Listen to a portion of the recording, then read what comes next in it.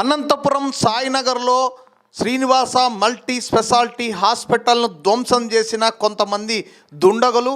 మరి దీని వెనక ఏం జరిగిందనేది పోలీసులు ఆరా తీస్తున్నారు. అనంతపురం నడిబొడ్డున సాయినగర్లో ఇలాంటి సంఘటన జరగడం ఇది రెండవసారి.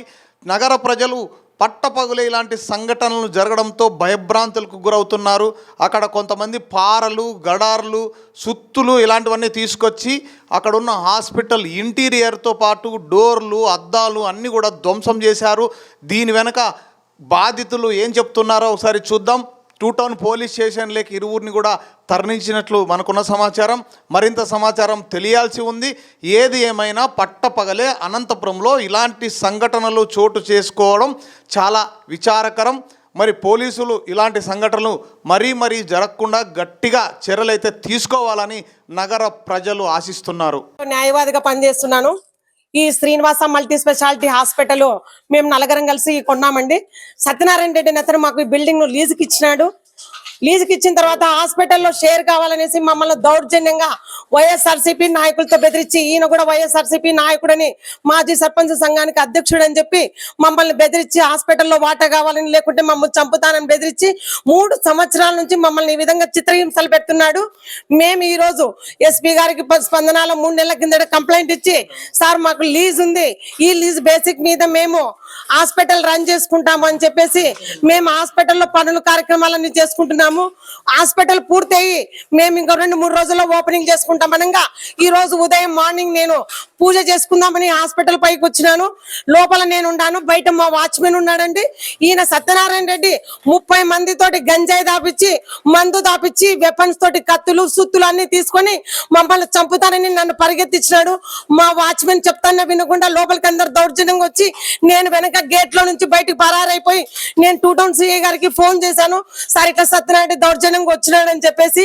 మనకనే మా రఘు పక్కనే, మా రఘు అని మా మరిది కూడా పక్కనే ఉన్నాడు. ఆయన కూడా గోడ దుంకేసి అవతలికి పారిపోయినాడు.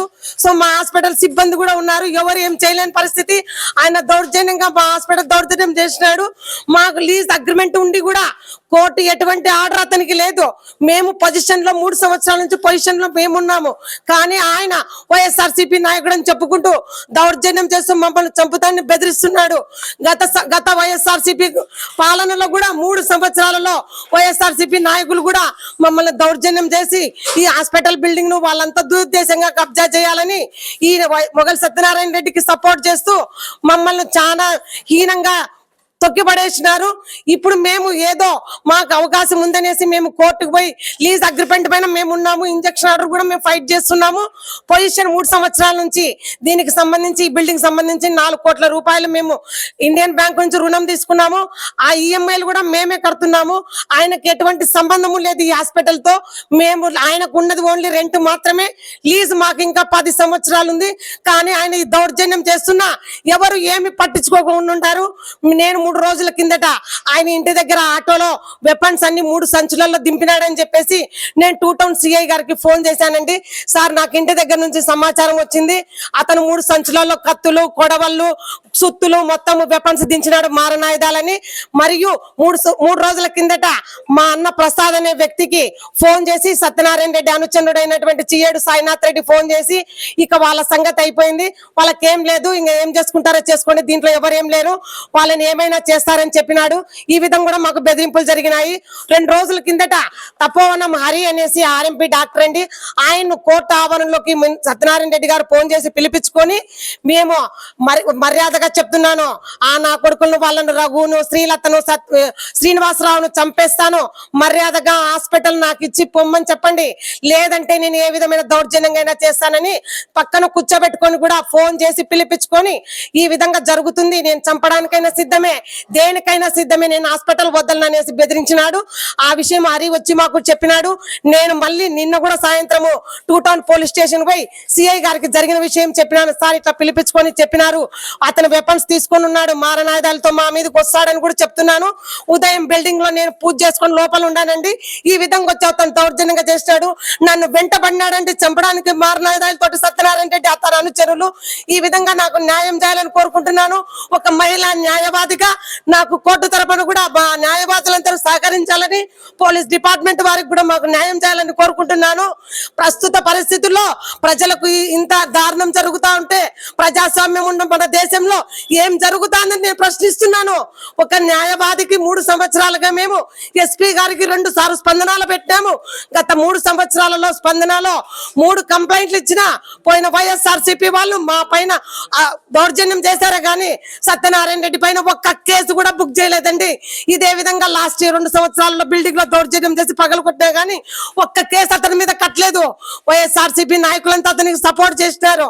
మేము కూడా వైఎస్ఆర్సీపీ నాయకుల చుట్టూ, ఎమ్మెల్యేల చుట్టూ తిరిగి మాకు అన్యాయం చేసినారే కానీ న్యాయం జరగలేదు. మేమేమి దౌర్జన్యంగా లేవండి.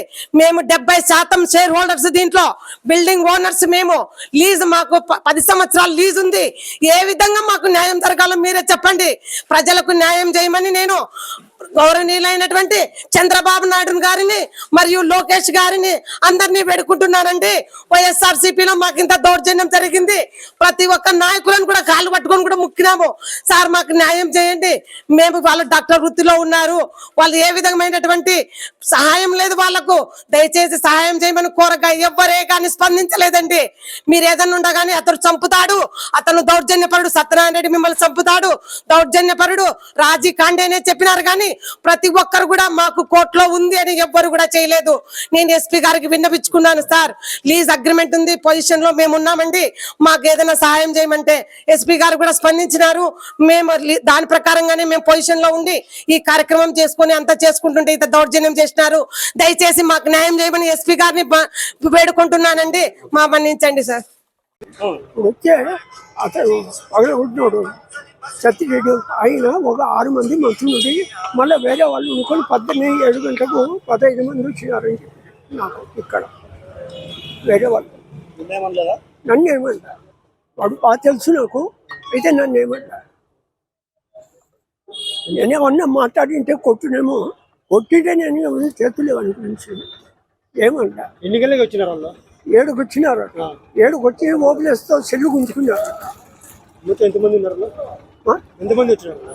15 మంది వచ్చినారు. నేను వచ్చినప్పుడు ఒక 6 మంది కట్టెలు తీసుకొని అంతా పగలు కొట్టాండి.